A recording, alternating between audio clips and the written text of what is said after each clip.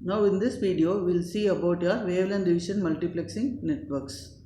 So wavelength division multiplexing networks, basically it can be classified into two groups, two types of networks. One is your broadcast and select networks and the other one is your wavelength and routing networks here. So here we are going to have, first we'll be seeing about your broadcast select networks. Your broadcast and select network is going to use basically a star coupler there. So in this by using the star coupler, we can transmit the data to all the other nodes that is going to be connected to this star coupler. So your optical transmission is going to be broadcast to all the other nodes using your fixed transmitters and your tunable receivers, which are going to be at the destination node. And this tunable receivers are going to extract your desired signal from the entire group of the wavelength multiplex signal. So here your signal what we want to transmit is going to be in the multiplex format, and then it is going to be transmitted. At the receiver side we will be having a tunable receiver, where with the help of the tunable receiver we can select a particular desired wavelength, and then we can extract the desired wavelength from the tunable receivers there. So here your all transmissions. So in this case we are going to have, so this is your broadcast and select network, where we are going to have a star coupler. At the transmitter side we are going to have the fixed transmitters, where each transmitter is going to transmit a particular wavelength there. So all these these wavelengths are going to be multiplexed and then it is going to be transmitted. At the receiver side we will be having a tunable receivers, where each receiver will demultiplex and extract your desired wavelengths correspondingly.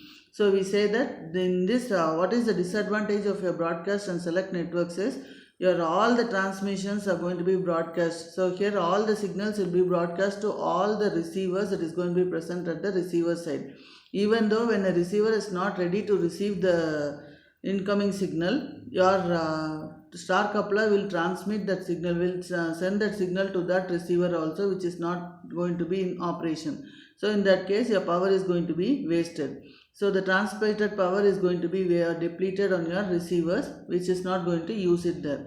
So when the number of nodes are going to be small, this will not have a great impact. But when the number of nodes is going to increase, each station at the receiver side will receive a portion of the transmitted power. So in that case, when the receivers which are not going to be used, the transmitted power is going to be a waste. So that is going to be a disadvantage in the case of your broadcast and select networks. So here, for that, to avoid that wastage, what we are going to do is we are going to go for a concept called a wavelength routing network. So this wavelength routing network is going to avoid the wastage of the transmitted power. So in this case, where each node within the network is going to be provided with a restricted connection to the receiver. That means that whichever receiver is going to be in operation, that particular receivers alone will get the wavelength, that wavelengths will be received by that particular receivers alone. So in that case the transmitted power can be avoided. So here the transmitted power wastage can be avoided there. So in wavelength routing signal operation, what we are going to do is the signal is going to be routed to the specific destination. So here the signal can be routed to the specific destination either through a single hop method or using a multiple hop method there. So here in this case, single hop method is the transmission between the source and the destination is going to be through straight direct connection there. So there is a single hop there. When I am going to use multiple hops means I can have number of intermediate nodes to be present between the source and the destination. So by using these intermediate nodes I can have a multiple hop, and then I can send the data, the receiver can receive the data which has been transmitted by the source. So here we will be showing the concept of a wavelength routing, where we are going to consider your bidirectional interconnections between your nodes, 5 nodes. So we are going to take here 5 nodes, and these 5 nodes we are going to connect these 5 nodes in the network, where this is going to use 3 wavelengths there. So 3 wavelengths are going to be your lambda 1, lambda 2 and lambda 3. So in this lambda 1 and lambda 3 is going to be used by any network node, can use any one wavelength, and it can transmit or receive a signal from another node within the network there. So here we are going to see that what is the strategy we are going to follow for wavelength implementation, or your path selection is known as your routing and wavelength assignment. So for example, when a node A, so I want my node A to transmit to node B using your wavelength lambda 1. And it can simultaneously, node A can receive simultaneously from your node B using your wavelength lambda 2, only when the signal is going to be routed through node E. So here, to simplify this routing and wavelength assignments, we are going to use a virtual topology is going to be used to describe the enabled wavelength paths. So here we are going to take 5 nodes. So how the wavelength routing is going to be done is, we are going to take 5 nodes, your A, B, C, D, E. So here between the nodes, your bidirectional communication is possible. So now an example we will take. We will taking 3 wavelengths we have taken for this network. In this, node A is going to transmit a wavelength lambda 1. At the same time, your node A can receive the wavelength lambda 2. But how it can receive is through your multi-hop. That is, from the network node B through your node E to your node A. So in this case, I can have a connection between your B to A there. So this is all fixed connections there. So when I want to transmit, my node A is going to transmit the wavelength lambda 1. At the same time, my node A can receive your wavelength lambda 2. So how it can receive your wavelength lambda 2 is, one possibility is it can come from node B through E to your node A. So in this case, I am going to have a connection between your B and A. So I can see here, node A is going to transmit your wavelength lambda 1. Node B is going to transmit your wavelength lambda 2 through your node E to your A. But the direction, the data is going to be from B to E, the B to A. The wavelength is going to be from B to A, your lambda 2. Similarly, if I am going to see here, this is your lambda 1. So your node E is going to receive your lambda 1. And this node E is going to transmit, here in this case, your node E is going to transmit your lambda 3. At the same time, it can receive your lambda 1. So how that lambda 1 is going to be received is, your node C is going to transmit lambda 1 and it is going to go through your node B and through your node E. So here in this case, CBE. So here then lambda 1 is going to be received from node C to node E. But you can see that there is going to be no physical connection between your node C and node E. So here I am taking a node E. The node E is going to send a signal lambda 3 to your node D there. And at the same time, it is going to receive a lambda 1 signal. So how this lambda 1 signal is going to be received is, from the node C, it is going to go to your node B, because there is no direct connection there. So it goes through your node B. From node B, it is going to come to your node E. So that means that it is going to have your lambda 1 and lambda 3 connections are going to be established. But if I am going to see, there is going to be no physical connection between a node C and E. So as a result, we say that it is the routing and wavelength assignment is going to apply your virtual topology concept. That is a virtual connection setup.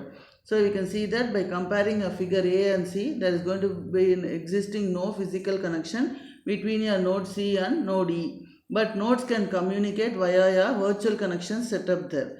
So using a wavelengths lambda 1 and lambda 3.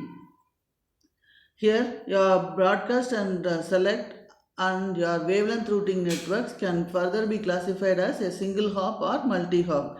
So single hop means there is going to be a direct communication between any two nodes, and the data is going to be entirely in the optical domain there until it is going to reach the destination there. That means that there is going to be no optical to electrical conversion. But in a multi-hop network, a transmission is going to take place through intermediate nodes before reaching your destination there. So at each intermediate node, the data can be switched electronically to the next possible node, and then it is retransmitted as an optical signal. So here in this case, your electrical to optical conversion takes place, and then it is going to be transmitted there.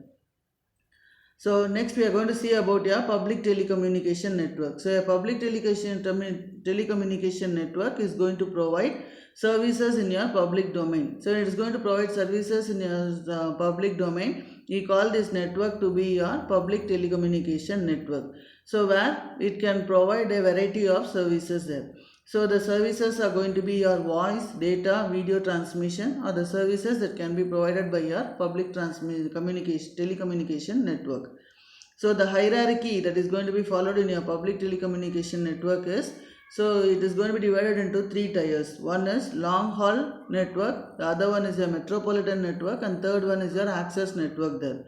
So long haul network is nothing but it is going to be called as the core or backbone of the network there. where this network, long haul network, is going to provide national or global coverage there. So where it can reach thousands of kilometers. So here this networks, this long haul network will be connected to a lower hierarchy, that is your metropolitan networks, where metropolitan networks are going to be within a country, or it is going to interconnect together several country-wide long haul networks there.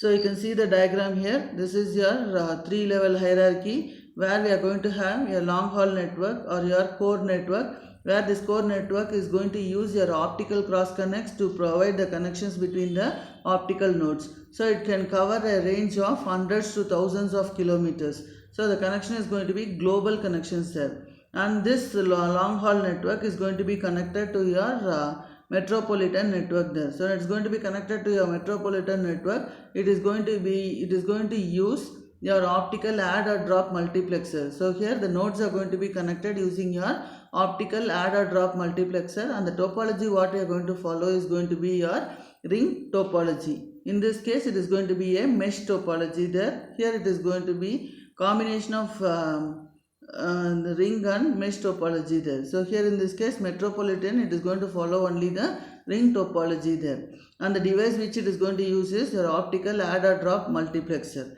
And the metropolitan network can cover tens of kilometers. So the lowest hierarchy is going to be your access networks. So access network is nothing but this metropolitan network will be connected to your local office or exchange, which in turn will be connected to the remote node, where this remote node will be in turn connected to your applications, that is the users there. So your users are going to be connected to this remote node, where this remote node is to be in turn connected to your local office or exchange. So this access network is going to cover few kilometers, which is going to be around 20 kilometers there. So the interconnection between the optical nodes, here when it is going to do, there is going to be an optoelectrical conversion or an optical switches which is going to employ your optical cross connects there. So at the lowest hierarchy level, if you are going to see, there is a metropolitan area network. It is going to be called as a metro or sometimes a backhaul network. So these networks are going to provide a multi-service platform. So in this case, it is going to be confined to tens of kilometers there. And your metropolitan network is going to follow a ring topology there. So the interconnection between the optical nodes in metro networks are going to be achieved using your optical add or drop multiplexers, while the larger metro networks are going to incorporate your optical cross connects. The lower tier in your hierarchy is the local access network, which may be extended from few hundred meters to 20 kilometers or so. The lowest layer is going to be your access network, which is going to provide the initial interface to the telecommunication network. That is, from the residential and business customers, it is going to be connected to the access network there. So the networks which can be configured and be either a bus topology or a star or a ring topology is there. The users are going to be connected to a branching node known as the remote node, which is going to interconnect these users with the local office or the telephone exchange. So to provide the large interconnectivity, what we are going to do is several local offices or exchanges are going to be connected, which is going to be forming a metropolitan area network. Thank you.